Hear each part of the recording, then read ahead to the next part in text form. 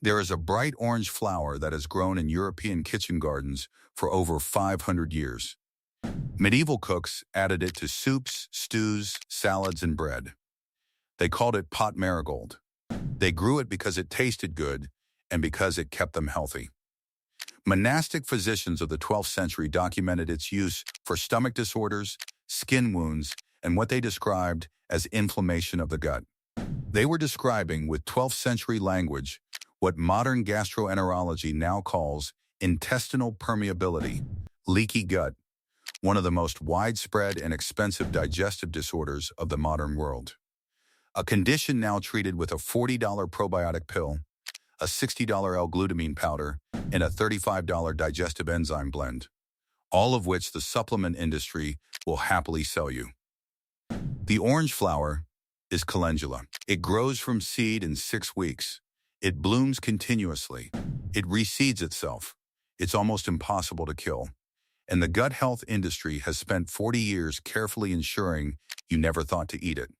Stay until the end, because I'm going to tell you what the clinical research actually shows about calendula and gut healing and why it was removed from the Western diet at exactly the same time that functional gut disorders started becoming a billion-dollar industry.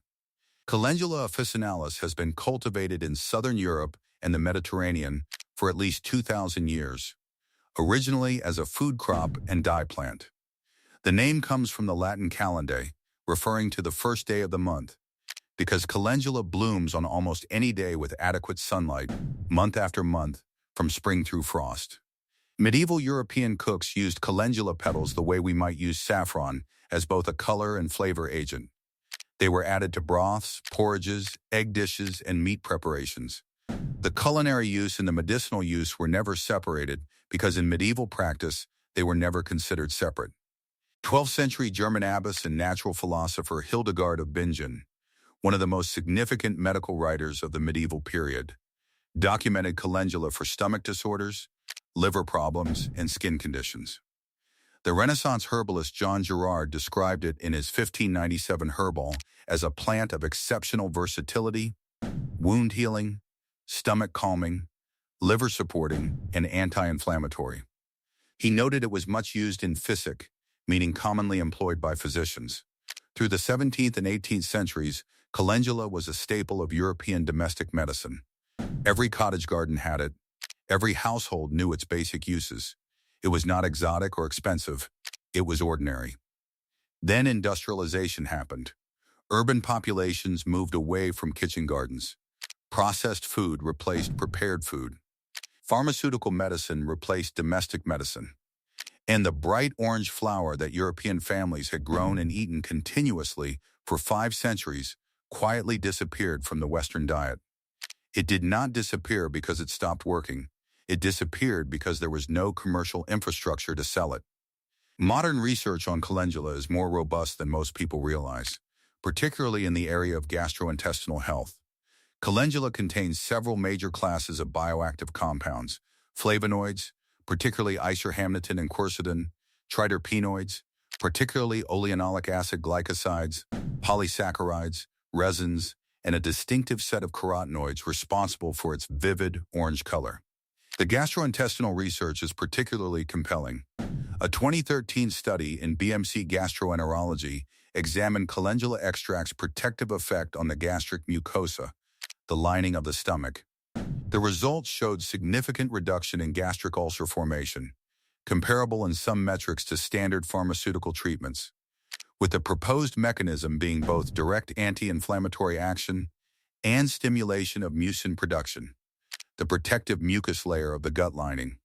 Multiple laboratory studies have demonstrated calendula's ability to modulate intestinal inflammatory pathways, including inhibition of inflammatory cytokines, including TNF-alpha and IL-6, the same targets as several expensive biologic drugs prescribed for inflammatory bowel conditions.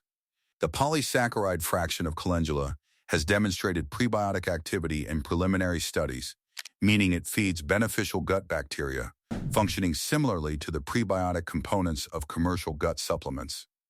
For skin healing, calendula's most researched application, the clinical evidence is particularly strong. A 2009 randomized controlled trial published in the Journal of Clinical Oncology found calendula cream superior to trolamine for preventing acute dermatitis in breast cancer patients undergoing radiation therapy. This is pharmaceutical-grade clinical evidence in a major oncology journal.